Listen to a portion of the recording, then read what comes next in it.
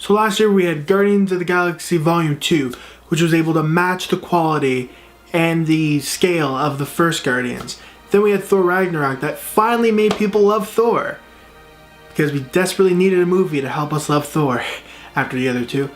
Then this year we had Spider-Man Homecoming and Black Panther, which both performed extremely well. This is all leading up to Infinity War, which was 10 years in the making, and finally saw our heroes face up against Thanos.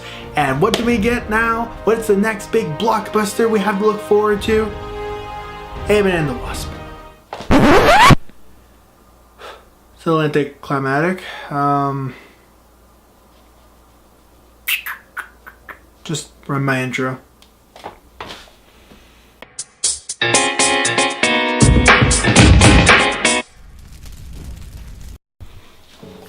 So during the intro I was a little harsh on the movie, but like literally after Thor Ragnarok, Spider-Man Homecoming, Black Panther, and Infinity War,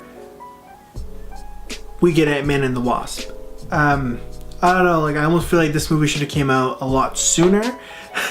But anyway though, that aside, so Ant-Man and the Wasp takes place 2 years after the events of Captain America Civil War, and shows that Scott Lang has been serving house arrest over the last 2 years and has 3 days left until he's free. He can leave his home and spend more quality time with his daughter and his ex-wife and her new loving husband.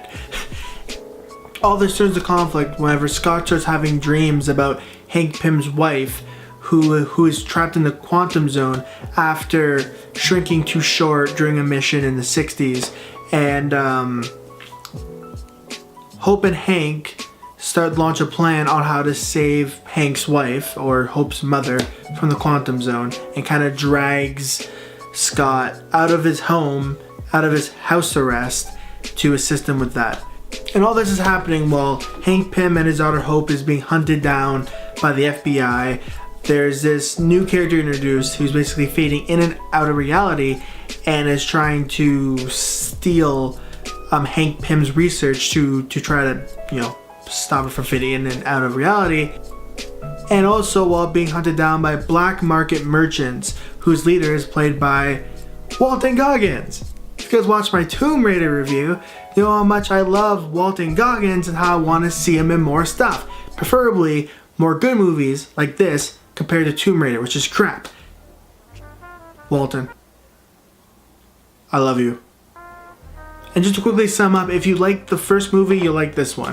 The first movie felt more like a family heist film, when this one seems like they're trying to capture the same vibe, but it comes out as more of like a, I guess, an action movie than a heist movie, I would say.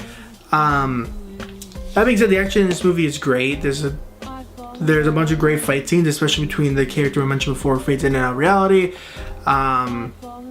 There's a lot of sci-fi science stuff if you like that.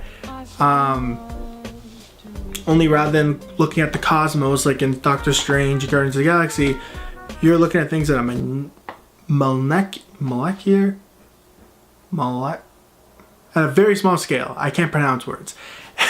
And I know I keep bringing up like past Marvel movies, or specifically movies that came out over the past year, but as fun as this movie was, just there was no stakes. Like I didn't feel like anything was really at risk, despite the movie trying to tell you like, oh, time's of the essence. Oh, we gotta get Scott back home, or the feds are gonna get him, or oh, we gotta, without spoiling anything, we gotta get to point A to point B to save Hank Pym's wife. Like, I don't know, like, as I said, just the movie released at a weird time, especially after Infinity War. Now, like, the stakes in this movie just feel very low, and it does kind of impact the film, in my opinion. Not to say that this movie can't have suspenseful moments, because it does. It's just that after, especially after, like, Black Panther and Infinity War, going to this is kind of, like, weird, especially because people want more after watching Infinity War, and now you get this movie. That being said, if you look at it as more of like a standalone film instead of a part of the entire MCU, then you'll probably get a lot more enjoyment out of it. Me personally, to my detriment, I would say, is that like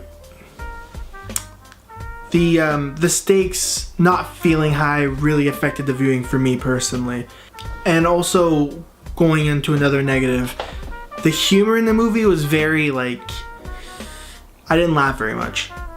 Like, this definitely felt like it was a family movie such as the first movie, so maybe it's just not my demographic. But like, I personally, a lot of the jokes felt flat for me. There's a few times I chuckled, but I didn't like really laugh. Actually, the best part of watching the movie was there's this one guy in the theater who kept laughing at random parts. Kind of like that guy from Family Guy who just learned what sarcasm was. Ho ho ho ho ho! Anyway, just in conclusion, I didn't write a script for this one. I know I said I'd start writing scripts. I'm like, oh, I'm just gonna jump in front of a camera because I don't mix up my words ever. You're one ugly motherfucker.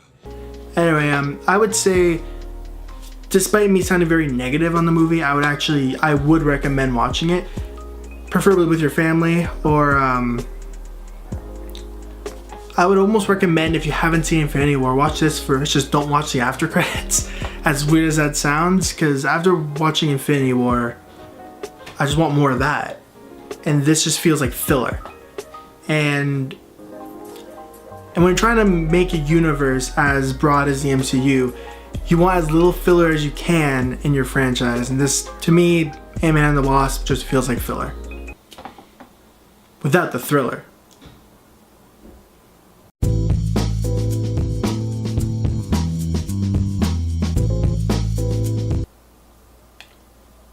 Cause I'm looking at you through the glass.